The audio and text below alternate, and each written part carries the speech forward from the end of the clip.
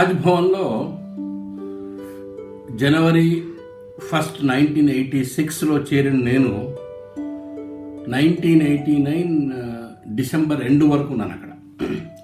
అంటే దాదాపు 4 years అక్కడే ఉన్నాను. 86, 87, 88, 89. నిజంగా ఒక విధంగా ఆలోచిస్తే రాజ్భవన్లో నేనున్నటువంటి ఆ 4 సంవత్సరాలు, రాజ్భవన్లో అంటే రాజ్భవన్ ఉద్యోగం సంగతి చెప్తున్నాను. యాక్చువల్గా రాజ్భవన్లో ఇంకో కొద్ది రోజులు ఉన్నాను. ఉన్న తర్వాత కొంచెం ఇబ్బందికరమైన పరిస్థితుల్లో నేను రాజ్భవన్ క్వార్టర్స్ వదిలి వెళ్లాల్సి వచ్చింది. అసలు ఆ విషయాలు చివరిలో చెప్పుకుందాం. రాజ్భవన్లో నేను చేరిన తర్వాత, ఉద్యోగంలో చేరిన తర్వాత క్వార్టర్స్లో కూడా అక్కడ చేరాను. ఆ క్వార్టర్లో చేరిన తర్వాత దయ్య ఉందనటం, ఆ వ్యవహారం అంతా యాక్చువల్గా లాస్ట్ ఎపిసోడ్లో నేను ఆ విషయం చెప్పడం జరిగింది. చివరికి అక్కడ ఆ రాజ్భవన్ క్వార్టర్లో దయ్యం లేదేం లేదని తేలింది. ఇక మేమున్న ఆ క్వార్టర్ని చాలా మంచిగా చక్కగా రిపేర్స్ అవి ఇవన్నీ చేసేసి చాలా నివాస యోగ్యమైనటువంటి ఒక భవనం. అది ఉమేద్ మంజిల్ అని చెప్పేసి 85-90 సంవత్సరాల క్రితం నాటి బిల్డింగ్. అది యాక్చువల్గా ఆ బిల్డింగ్ అతి పురాతనమైనటువంటి ఒక పెంకుటిల్లు లాగా ఉంటుంది. అది చాలా అద్భుతంగా ఉంటుంది. అది లోపల చాలా పాతదైనప్పుడు కూడా దాని ముందర నేను బ్రహ్మాండమైన తోట అదంతా డెవలప్ చేసుకున్నాను.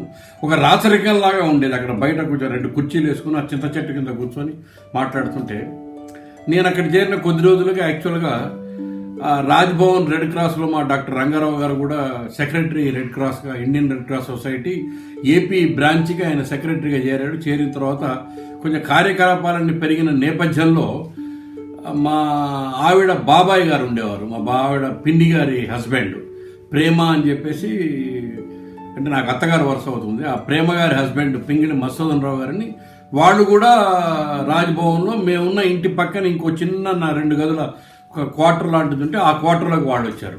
సో వాళ్ళు మేము నైబర్స్ అనమాట. అసలు వాస్తవానికి ఆలోచిస్తే మాకు నైబర్స్ ఇంకా చెప్పుకోవాలంటే prime minister, president of India వాళ్ళు కూడా మా నైబర్స్ అని చెప్పుకోవాలి. ఎందుకంటే మేము ఉన్నటువంటి రాజ్భవన్ క్వార్టర్ అది ఎలా ఉండేదంటే, దాన్ని సౌత్ బ్లాక్ అనేవాళ్ళు. నార్త్ బ్లాక్, సౌత్ బ్లాక్ అని రాజ్భవన్కి ఉండేది. అంటే ఇటు సైడ్గా రాజ్భవన్ మెయిన్ హౌస్కి ఎదురుగా పెద్ద లాను. ఆ లాన్ నార్మల్గా రాజ్భవన్ ప్రమాణ స్వీకారాలు, ముఖ్యమంత్రులు కానీ మంత్రులు కానీ ఏదైనా ప్రమాణ స్వీకారాలు జరిగేది అక్కడ కానీ, లేకపోతే లోపల దర్బార్ హాల్లో కానీ జరిగేవి. అది కాకుండా లెఫ్ట్ సైడ్కి ఓ పెద్ద లాన్ కన్నా ముందర మాకును లాన్ దాటిన తర్వాత రైట్ సైడ్కి మాకు ఎదురుగా, రైట్ ఆపోజిట్ మాకు ఎదురుగా గవర్నర్స్ గెస్ట్ హౌస్ ఉండేది. ఆ గెస్ట్ హౌస్లో 7-8 గదులతో పాటు పైన కింద ఒక 2 స్పెషల్ రూమ్స్ ఉండేవి. అవి ప్రైమ్ మినిస్టర్, ప్రెసిడెంట్ కనుక వచ్చి ఎప్పుడన్నా రాజ్భవన్లో కనుక ఉండేట్టయితే వాళ్ళ కోసం ప్రత్యేకంగా తయారు చేసిన రూములు అద్భుతంగా ఉండేవి ఆ రూములు. సో ఆ రూములలో మేము ఉన్న రోజులలో రాజీవ్ గాంధీ వచ్చి ఉన్నాడు. ఒకనొక సందర్భంలో ప్రెసిడెంట్లు వచ్చారు, ప్రైమ్ మినిస్టర్లు వచ్చారు. నేను ఎందుకంటే ప్రైమ్ మినిస్టర్స్, ప్రెసిడెంట్స్ మా నైబర్స్ అని చెప్పడం అనమాట. అయితే అప్పట్లో ఇంకా ఇంత ఇదిగా ఈ సెక్యూరిటీ అరేంజ్మెంట్స్ ఇంత అంటే ఒక పదం వాడడానికి పర్మిషన్ కనుక ఉన్నట్టయితే ఇంత దారుణంగా లేవు. నార్మల్గా రాజ్భవన్లోకి ఎవరు వచ్చినా రానిచ్చేవాళ్ళు, ఎవరైనా పోయేవాళ్ళు. కాకపోతే కొంచెం నార్మల్ చెక్ ఉండేది అంతే.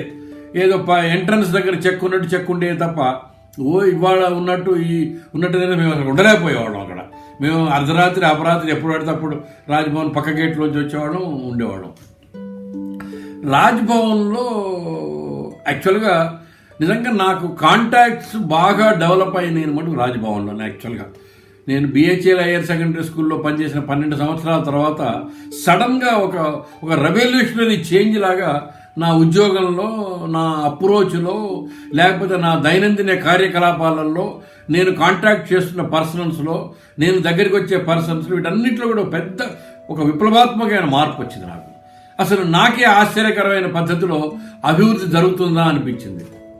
భవిష్యత్తులో రాబోయే అభివృద్ధికి ఇది ఒక సూచనలా కూడా కనిపించింది నాకు. యాక్చువల్గా రాజ్భవన్ ఎలా ఉండేదంటే, కుముద్బన్ జోషి గారు గవర్నర్గా ఉండేవారు. ఆ కుముద్బన్ జోషి గారి దగ్గర గవర్నర్ సెక్రటరీ జిఎస్ అనేవాడు. గవర్నర్ సెక్రటరీగా డాక్టర్ వి చంద్రమౌళి గారు అని చెప్పేసి బహుశా ఐఏఎస్ అధికారులలో అతి అరుదైన ఐఏఎస్ అధికారి ఎవరైనా ఉన్నారా అని మనం గనక దుర్బిణి వేసి వెతుకున్నట్టయితే ఆ అతి అరుదైన అధికారులలో అగ్రగణ్యులలో మొట్టమొదటి స్థానంలో నిలిచేవాడు డాక్టర్ వి చంద్రమౌళి. ఆ డాక్టర్ వి చంద్రమౌళి గారు ఒక ఉన్నతమైన మానవతావాది, మహోన్నతమైన వ్యక్తి మాత్రమే కాకుండా గ్రేట్ లిటరరీ పర్సన్. ఇంగ్లీష్లో ఆయన కవిత్వం లేని వచనం కానీ రాసేటైతే పెన్ను కింద పెట్టకుండా అలా అలా డగ్గ డగ్గ డగ్గ డగ్గ రాసుకుంటూ పోయేవాడు, బ్రహ్మాండంగా రాసుకుంటూ పోయేవాడు. మొత్తం గవర్నర్ గారి స్పీచ్లన్నీ కూడా ఆ రోజుల్లో ఆయనే తయారు చేసేవాడు. జస్ట్ డిక్టేట్ చేసేవాడు. ఏ ఫంక్షన్కైనా ఎక్కడికైనా స్పీచ్ అనగానే కూర్చోబెట్టి డిక్టేట్ చేసేవాడు. మళ్ళీ రెండోసారి కరెక్షన్స్ కూడా చూడిపోయేవాడు. ఆయన ఎంత నమ్మకంగా ఉండేదంటే ఎవరైనా ఆయన రాసిన దాన్ని ఆయన దగ్గరికి తీసుకెళ్లి మనం సంతకం పెట్టమన్నా ఆయన పెట్టమన్నా టక్కున చూసేవాడు, ముందు సంతకం పెట్టేవాడు. ఇది ఏంటి తప్ప ఉప్ప చూడపోయాడు, సంతకం పెట్టేసి పైనుంచి కిందికి ఇలా వచ్చేసి టక్కున 2 చోట్ల కరెక్షన్స్ చేసేవాడు. అంటే అంత స్ఫురదృష్టి ఉండేదన్నమాట మహానుభావుడికి. నిజంగా చాలా గొప్పవాడు.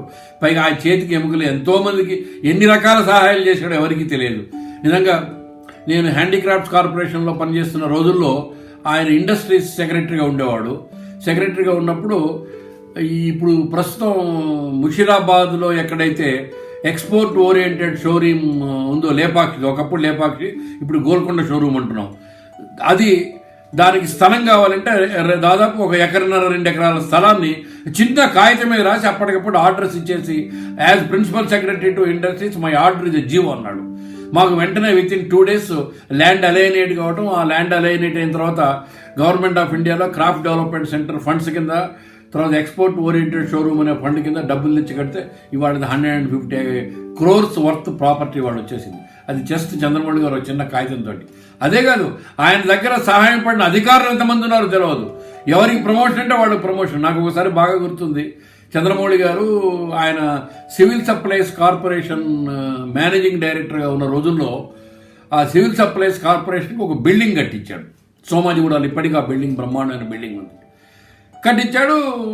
అది లక్షల కోట్ల విలువ చేసే బిల్డింగ్ అయిపోయింది. ఈయన రాజ్భవన్కు సెక్రటరీ వచ్చిన తర్వాత ఆ బిల్డింగ్ కట్టించడం లేదు, అవకతవకలు తగిలినాయి. 5 నెలలు ఈయన వెంటనే రాస్తాడు, ఈ wrote a letter to the government at that time that in case if the government think that there were some irregularities in that thing, hand over the property, I will pay the entire money as per the market value అన్నాడు. అది చాలా నవ్వొచ్చేవాడు రాసేవాడు, చాలా గమ్మత్తుగా ఉత్తరాలు రాసేవాడు. అదేవిధంగా ఇంకేదో రాస్తే ఏమన్నా అంటే I'm Indian administrative service officer, I'm not Indian audit and account service officer, కాబట్టి నాకు ఈ ఆడిట్లు అకౌంట్ నాకు అన్ని తెలవాలని లేదు అని చెప్పి ఒకసారి జవాబు రాశాడు. చాలా గొప్పగా ఉండేవాడు. ఒకసారి నాకు బాగా గుర్తుంది, ఆ చంద్రమౌళి గారు మేము రాజ్భవన్లో పనిచేస్తున్న రోజుల్లో అక్కడ వెంకట్ అని చెప్పేసి, వెంకటేశ్వరం ఒక డ్రైవరు, నేను పనిచేస్తున్న చేతనాలోనే పనిచేస్తుండేవాడు కానీ బట్ ఎక్కువగా రాజ్భవన్ సర్వీసెస్లో వాడుకుండేవాళ్ళు అతన్ని. అతను పాపం అక్కడ రాజ్భవన్లో క్వార్టర్ ఏదో ఇచ్చారు, గరాజ్ డ్రైవర్ క్వార్టర్స్ అది ఇచ్చిన తర్వాత అతను ఏమడిగాడంటే నాకు జీతం తక్కువ కాబట్టి హెచ్ఆర్ఏ ఇప్పించమని అడిగాడు. వెంటనే కింద నుంచి పైదాకా ఈ క్లర్క్స్ ఉంటారు కదా, ఇతను is not eligible for HRA because ఈ స్టేయింగ్ ఇన్ ద క్వార్టర్ అన్నారు. చంద్రమౌళి గారు ఫైల్ తెప్పించుకున్నాడు. ఇంత కష్టపడి పనిచేస్తున్నాడు, మనం హెల్ప్ చేయాలి కదా అని చెప్పేసి అతనికి ఈ శాంక్షన్ హెచ్ఆర్ఏ అని చెప్పేసి ఆ పర్సంటేజ్ ఎంత రాసి దాని మీద రాసేసి ఇంతలోకే క్లర్క్ వచ్చి సార్ హెచ్ఆర్ఏ ఎట్లా ఇస్తాం అనగానే HRA means hardship remunerative allowance అన్నాడు. Not house rent allowance, it is hardship remunerative allowance అన్నాడు. అందరూ తలలు పట్టుకున్నారు, ఈ మహానుభావుడు ఎంత గొప్పవాడు అని చెప్పేసి. ఆ విధంగా నాకు చంద్రమౌళి గారు ముందు, ఎందుకంటే రాజ్భవన్లో ఉన్న చంద్రమౌళి గారితో ఉన్న అనుబంధాన్ని గుర్తు చేసుకోవాలంటే ఎన్నో రకాలుగా ఎన్నో విధాలు గుర్తు చేసుకోవాలి. ఆ చంద్రమౌళి గారు అక్కడ ఉన్నప్పుడే కాదు, ఆయన నార్మల్గా పాపం ఏ ఉద్యోగానికి పోయినా ఆ ఉద్యోగం దగ్గరికి నన్ను డెప్యుటేషన్ మీదను ఏదో తీసుకెళ్ళేవాడు. ఆ తర్వాత రోజుల్లో చంద్రమౌళి గారు రిటైర్ అయిపోయిన తర్వాత నేను హ్యాండీక్రాఫ్ట్స్ కార్పొరేషన్ పనిచేస్తున్నప్పుడు ఆయన director general of Marri Chenna Reddy HRD ఇన్స్టిట్యూట్కి వస్తే అక్కడికి నన్ను మళ్ళీ డెప్యుటేషన్ మీద తీసుకెళ్ళాడు. ఆ డెప్యుటేషన్ మీద తీసుకెళ్లాల్సిన సందర్భంలో నాకు బాగా గుర్తుంది. ఇంకా డీటెయిల్గా తర్వాత చెప్పుకున్నా కానీ అప్పుడు రాజాజీ గారు అని చెప్పి చీఫ్ సెక్రటరీ ఉండేది ఉమ్మడి ఆంధ్రప్రదేశ్ రాష్ట్రానికి. రాజాజీ గారు వాళ్ళందరూ కూడా కొంత అబ్జెక్షన్స్ పెట్టారు. ఎందుకంటే I was working in a corporation, handicraft development corporation. అది కార్పొరేషన్ టు గవర్నమెంట్ డెప్యుటేషన్ అనేటువంటిది అది నార్మల్గా జరగాలంటే the file has to go up to the chief minister, cabinet ఏదో ఉంది మొత్తం. చాలా ఇది lengthy procedure was there. So one evening when I went to Chandramouli గారు for some discussion, he called me for some discussion. కూర్చొని మాట్లాడుతున్న టైంలో he said that where is the file. I said the file is stuck up at the chief secretary. Then he telephones at night 10 o'clock the chief secretary Rajaji. Raju, he said. Raju అంటే రాజాజీని ఆయన ముద్దుగా రాజు అని పిలిచేవాడు, because they were all batchmates or seniors or junior something. Raju, what is this? I wanted the service of Mr. Jwala Narasimha immediately for Marichannareddy HRD Institute because he knows English. ఆయన అడిగాడు, అదేమిటి English ఏమిటి, నీకన్నా English ఎక్కువ వచ్చు అంటే SSS he knows English and I have some work with him. I need his services immediately. Tomorrow ఈ file is clear is file అన్నాడు. నిజంగా ఫైల్ క్లియర్ చేయటం, నేను ఎంసీఆర్ హెచ్ఆర్డీకి పోవటం, that was the different story. So ఆ చంద్రమౌళి గారు governor సెక్రటరీగా ఉండేవాడు. సో చంద్రమౌళి గారు ఇంకా 2-3 విషయాలు కూడా నాకు బాగా గుర్తున్నాయి. ఒకసారి చంద్రమౌళి గారు యాక్చువల్గా రెడ్ క్రాస్ సమావేశం జరిగింది, Indian red cross society meeting జరిగింది. ఆ మీటింగ్ జరిగిన తర్వాత నార్మల్గా ఇండియన్ రెడ్ క్రాస్ సొసైటీకి చైర్మన్ ఏమో గవర్నర్ కానీ లేడీ గవర్నర్ కానీ ఉంటాం. That was the normal routine అనమాట, ఒక కన్వెన్షన్ కూడా. తర్వాత ప్రెసిడెంట్గా అదే చైర్మన్గా గవర్నరు, వైస్ ప్రెసిడెంట్గా కాన్స్టిట్యూషన్ ప్రకారం, రెడ్ క్రాస్ కాన్స్టిట్యూషన్ ప్రకారం ఎక్స్ అఫిషియోగా chief minister of the concern state ఉంటాం అలవాటు. So Andhra Pradesh chief minister NT Ramarao గారు వైస్ ప్రెసిడెంట్. సరే ఇది జరిగింది ఎందుకో, ఏదో ఇష్యూలో ఏదో అయిపోయింది రెడ్ క్రాస్లో. అప్పట్లో గవర్నర్ కుముద్బన్ జోషికి ఎన్టీ రామారావు గారికి కొంచెం మధ్యన ప్రతి విషయంలో కూడా అభిప్రాయ భేదాలు వస్తుండే. అది అందరికీ జగద్విదితమైన సంగతి. ఈమెమో అసలు సిసలు కాంగ్రెస్ సపోర్టరు, కాంగ్రెస్ మనిషి అని చెప్పి పేరుండేది కుముద్బన్ జోషి గారికి. ఆ ఎన్టీ రామారావు గారు తెలుగుదేశం, ఆ ఎన్టీ రామారావు గారికి ఇవి పడకపోయేది. అప్పట్లో అక్కడ కేంద్రంలో కాంగ్రెస్, ఇక్కడ ఇది అంతా హడావుడి దీంట్లో ఉండేది అంతా. ఎన్టీ రామారావు ఏమో నాన్ కాంగ్రెస్ చీఫ్ మినిస్టర్.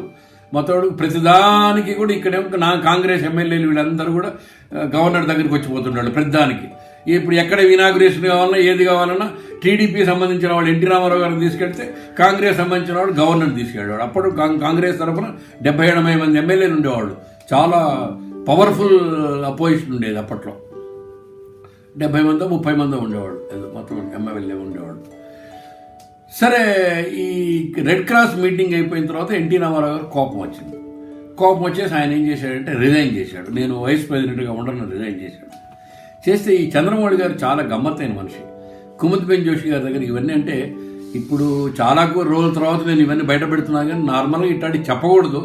కానీ సందర్భం వచ్చింది, నా బయోగ్రఫికల్ స్కెచ్ మా అమ్మాయి రికార్డ్ చేస్తుంది కాబట్టి కొన్ని విషయాలు నాకు తెలిసిన విషయాలు దాచుకోకుండా చెబుదామని ఉద్దేశం తప్ప ఇందులో ఎవరిని కించపరచాలని కానీ లేకపోతే ఒకళ్ళని ఎక్కువగా చూపించాలని కానీ తక్కువగా చేసి చూపించాలని కానీ లేదు. ఒక జరిగిన సందర్భం సంఘటన చెప్పుకుందామనే ఉద్దేశంతో మాత్రమే చెప్తున్నాను. సో గవర్నర్ కుముద్బన్ జోషి గారి దగ్గర, ఎందుకంటే నేను కూడా చాలా ఫ్రీక్వెంట్గా కుముద్బన్ జోషి గారి దగ్గరికి పోవటానికి నాకు అనుమతి ఉండేది. ఆవిడ నన్ను అలా అనుమతి ఇచ్చేది. సరే అది అలా అనుమతి ఎందుకు వచ్చింది, ఎలా వచ్చింది, అది సందర్భం వచ్చినప్పుడు మళ్ళీ మాట్లాడుకుందాం. సో అక్కడ చంద్రమౌళి గారు, నేను, కుముద్బన్ జోషి గారు మేము కూర్చొని ఇంకిద్దరు, మా డాక్టర్ రంగారావు అప్పుడు secretary Indian red cross society secretary గారు ఉన్నారు, ఆయన కూడా ఉన్నట్టే ఉన్నది. సో ఈ డిస్కషన్ వచ్చింది, ఇలా అయిపోయింది వెళ్ళిపోయింది అన్నప్పుడు ఇప్పుడు కుముద్బన్ జోషి గారికి ఏం సలహా ఇచ్చాయంటే చంద్రమౌళి గారు, your excellency, this is a constitutional post. The chief minister is, by virtue of position, he is the vice president of the vice chairman or vice president of the Indian Red Cross Society. He is resigning as vice president of the Indian Red Cross ఉంటే it amounts to he is resigning as chief minister. కాబట్టి మనం ఒక letter రాద్దాం అన్నాడు. చాలా ఆశ్చర్యకరమైన పద్ధతిలో ఉంది ఇది. ఆయన ఇంటర్ప్రిటేషన్ ఇది గ్రేట్, అంతకన్నా ఇంకేం లేదు అని చెప్పేసి a letter was short. saying that is it deemed to have been thought that since you have resigned as chairman of the vice chairman of the Indian Red Cross Society, does it mean that you have resigned as the chief minister of Andhra Pradesh? సరే తర్వాత ఏమైందో ఏంటో నాకైతే తెలియదు, కానీ మొత్తం అలా జరిగేదన్నమాట. అతి తక్కువ పర్యాయాలు మాత్రమే ఇద్దరు సయోధ్యగా ఉండేవాళ్ళు.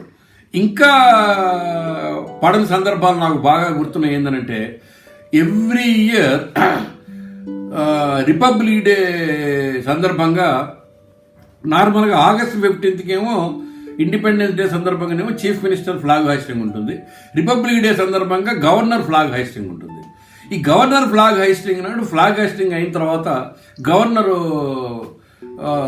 ప్రజల్ని ఉద్దేశించి మాట్లాడటం అనే స్పీచ్ ఒకటి ఉంటుంది. యూజువల్ కన్వెన్షన్ ఏంటంటే ఆ స్పీచ్ని క్యాబినెట్ అయితే అప్రూవ్ చేయాల్సిన అవసరం లేదు, కానీ మొత్తం గవర్నమెంటే ఒక కాపీ తయారు చేసి గవర్నర్కి పంపించడం.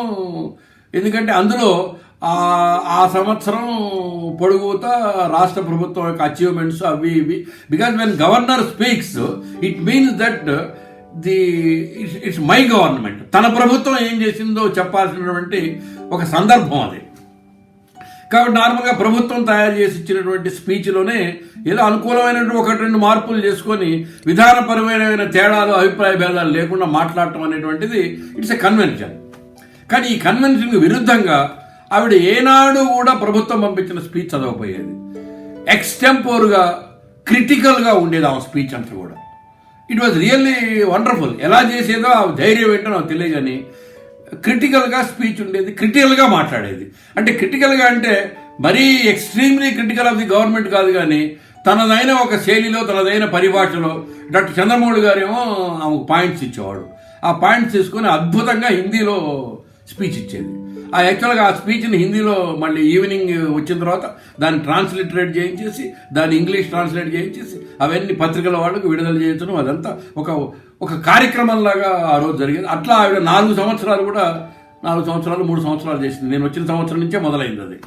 పోను అది. సో ఆ విధంగా వైడన్ కావటం మొదలుపెట్టింది. బట్ అఫ్ కోర్స్ అసెంబ్లీలో మాట్లాడే స్పీచ్ మటుకు క్యాబినెట్ రాసి ఇచ్చింది, చదవాల్సి వచ్చేది కాబట్టి తన తప్పేది. ఇట్లా at every point of time every ఇష్యూలో కూడా ఎక్కడో చోట తగాదా రావడానికి ఆ రోజుల్లో యాక్చువల్గా రాజ్భవన్ వాజ్ లిటరలీ గాంధీ భవన్. అంటే అనకూడదు కానీ జరిగింది మాట అది. మొత్తం కాంగ్రెస్ పార్టీ కార్యకలాపాలు చాలా వరకు ఆవిడ కనుసన్నలలో ఇక్కడ జరుగుతుండేవి. కాంగ్రెస్ పార్టీ రాష్ట్ర PCC అధ్యక్షుల్ని మార్చే విషయంలో కూడా గవర్నర్ సలహా సంప్రదింపులు జరిగేవి. నాకు బాగా గుర్తున్నది. ఎందుకంటే ఆవిడ వచ్చిన కొత్త రోజుల్లో బహుశా మొదట్లో జలగం వెంకటరావు గారు ఉన్నారు, ఆ తర్వాత నేదురుమల్లి జనార్దన్ రెడ్డి అయ్యాడు PCC ప్రెసిడెంట్గా. నేదురుమల్లి జనార్దన్ రెడ్డి అయిపోయిన తర్వాత 89 ఎలక్షన్స్ ముందర మర్రి చెన్నారెడ్డి గారు అయ్యారు. ఈ 3 సందర్భాలలో కూడా ఆవిడ ఉండేది. వాళ్ళకు కూడా ఈవిడ మీద మంచి అభిప్రాయం ఉందో చెడు అభిప్రాయం ఉందో తర్వాత సంగతి, కానీ మొత్తం మటుకు ఈవిడికి పైన అక్కడ గాడ్ ఫాదర్ రాజీవ్ గాంధీ వీళ్ళందరూ ఉండటం వల్ల అందరూ కూడా చాలా సఖ్యతగా మంచిగా ఉండేవాడు. ఇవన్నీ కాక ఆవిడ వ్యక్తిగతంగా చాలా గొప్ప మహామనిషి. గవర్నర్ కుముద్బెన్ జోషి గారు కూడా చాలా హెల్ప్ఫుల్ నేచర్. నాకు కొన్ని విషయాలు చాలా గుర్తుండేది. ఆవిడతో నేను చాలాసార్లు టూర్లకు కూడా వెళ్ళాను. టూర్లకు వెళ్ళేటప్పుడు most of the occasions outskirts పోగానే she used to take the wheel, drive చేస్తుంది, కార్ డ్రైవ్ చేస్తుంది. She was very much like to driving the vehicle. Car drive చేసిన సందర్భాలు, ఆ డ్రైవ్ చేస్తున్నప్పుడు ఆ కారులో కూర్చున్న సందర్భాలు, మధ్యలో కారు ఆపేసి టీ కొట్టు దగ్గర టీ తాగిన సందర్భాలు కూడా నాకు బాగా గుర్తున్నాయి. అవన్నీ ఆవిడ ప్రత్యేకతలు. తర్వాత ఆవిడ స్టార్ట్ చేసిన కొన్ని ఆర్గనైజేషన్స్ ఉన్నాయి. ఆ ఆర్గనైజేషన్స్ అంతకుముందు స్టార్ట్ చేసి అభివృద్ధి చేసిన చేతన ఆర్గనైజేషన్ కాకుండా she herself started one organization called national institute of social action. NISA అనే ఆర్గనైజేషన్ స్టార్ట్ చేసింది. రెడ్ క్రాస్ని యాక్టివేట్ చేసింది. ఈ విధంగా స్వచ్ఛంద సంస్థల ద్వారా తన ద్వారా అనేక రకమైనటువంటి పనులను చేసుకుంటూ నిజంగా ఆ రోజులలో అదొక రకమైనటువంటి గోల్డెన్ ఈరాగా ఆ విధంగా నేను అంటే రాజ్భవన్లో ఉన్నంతకాలం ఒక బ్రహ్మాండమైనటువంటి సంతోషాన్ని నేను యాక్టివ్గా పార్టిసిపేట్ చేస్తున్నానటువంటి ఈ సందర్భాన్ని కూర్చాను. అంటే చివరికి ఎలా చేసేదంటే ఆవిడ రెడ్ క్రాస్కి బహుశా బ్రహ్మాండమైన యోగం పట్టించిన సందర్భం కూడా అదే అనుకుంటా, ఆ కాలంలో అనుకుంటాను. అంటే రెడ్ క్రాస్ నిధులు లేకుండా ఇబ్బందికర పరిస్థితుల్లో ఉన్న రోజుల్లో ఈ డాక్టర్ రంగారావు గారు వీళ్ళందరూ సలహా సంప్రదింపుల మీద ఫండ్ రైజింగ్ చేసింది. ఆ ఫండ్ రైజింగ్ చేయటం ఏం జరిగింది ఏంటి అది కూడా మళ్ళీ ముందు డిస్కస్ చేసుకుందాం. ఆ విధంగా రెడ్ క్రాస్ని పునరుద్ధరించటం, చేతనాన్ని పునరుద్ధరించటం, నీసాన్ని స్టార్ట్ చేయటం, జోగిళ్ళ పెళ్లిళ్ళు చేయటం, తర్వాత ఎన్నో ప్లేసెస్కి వెళ్ళి ఎన్నో రకాల లాంచింగులు ఇవన్నీ చేయటం ఆ రోజుల్లో కుముద్గమన్ జోషి గారి ద్వారా జరిగినాయి. ఆవిడ వెళ్ళిన ప్రతి చోట నేను కూడా వెళ్ళేవాడిని. దాదాపు వెళ్ళిన చోట చాలా సందర్భాల్లో ఆవిడ హిందీలోనే ఇంగ్లీష్లో మాట్లాడితే తెలుగులో ట్రాన్స్లేట్ చేసిన సందర్భాలు కూడా ఉన్నాయి. సో ఆ విధంగా అక్కడ 4 సంవత్సరాలు ఉండడం జరిగింది. ఇంకా వివరాలు ఏమేం జరిగింది, ఎప్పుడెప్పుడు ఏం జరిగింది, సందర్భాన్ని జరిగినాయని మరో ఎపిసోడ్లో తెలుసుకుందాం.